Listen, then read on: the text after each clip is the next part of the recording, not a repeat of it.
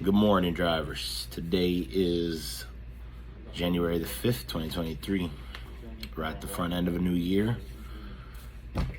creating new habits and more productivity every day. I know that everybody's starting to work their way back out this week. Don't forget that it is still winter out there. This morning we've already had one truck get stuck on some snow. So a reminder, whenever you stop, don't set your trailer brakes, right? So areas to watch for, as always, the I-80 corridor in Wyoming is full of wind and black ice. There is no precipitation falling in the I-80 area. Okay, on the Truckee Pass, it does look like there is some rain and some snow when you get to the higher elevations. That's I-80 going in towards Sacramento, through Reno and all that. You will see a lot of rain and a lot of snow. Okay, if you're coming in through 84, there's patches of some bad snow weather there too.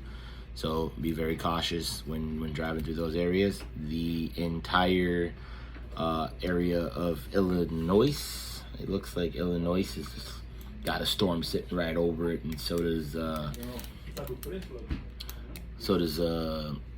Minnesota. So if you're up through that area, or you're trying to get to Chicago, St. Paul, or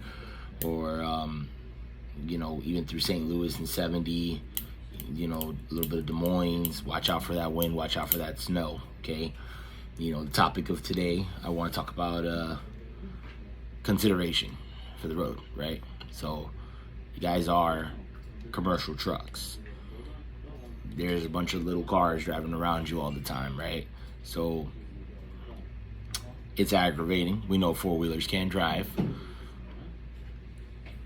If you see a four-wheeler driving like a big jerk, they want to cut you off or cut in front of you, it makes more sense to slow the truck down, let them get in front of you, and keep on going. This is not a ball drop competition to see whose cojones are bigger, okay? Let them go, because at the end of the day, you have a CDL to protect.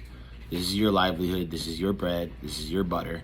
So we need to make sure that, you're doing the right thing, and even doing stuff that doesn't exactly make sense to you, nor is it your driving habits when you're in your personal car. But if you're in a truck, just keep in mind, you have up to 80,000 pounds on you at any given point. It's not gonna feel the same as a car colliding with a car, with a truck colliding with a car.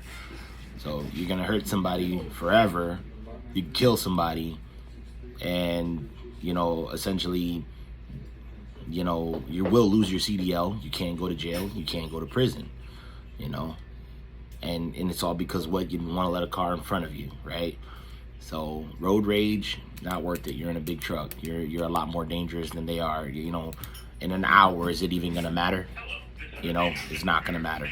It's really not. So let's just think about safety first, all right? And let's make sure that you're doing what is safe for you and your passenger in the back seat, and for those around you. Think about if that was your mom, your wife, your kids, or somebody that you really care about out there. Would you want a truck driver to hurt them because you want to appear to be the alpha male or female?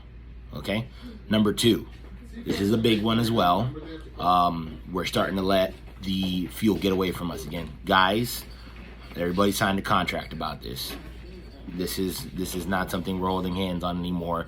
You know what the contract states. You know that there is penalties for not abiding by what you're supposed to do on this contract. All right? We're to the point where upper management is discussing getting everybody pilot cards. And when you get pilot cards, you're going to go ahead and you're going to fuel up at every single pilot. You could be out of trucks up as much as you want, but guess what? You're not going to get any points from it. B, you're going to be really, really inconvenienced on the amount of options that you have of where you can fuel. And guess what? Then you're not going to have to worry about this at all, but you're going to be frustrated because now, since Ricardo says, hey, yo, top off over here and, get your fuel outside whenever you're in between places, now you get to fuel that exactly wherever that card permits you to when you swipe. Is it worth it? I think not. So enforcements are happening in real time. Make sure that we're topping off these tanks at the appropriate stations where I said, which is the FedEx facilities, and then topping them off every time you hit a half a tank while in between trips. It is winter time. It is the safe thing to do. It is the right thing to do, guys.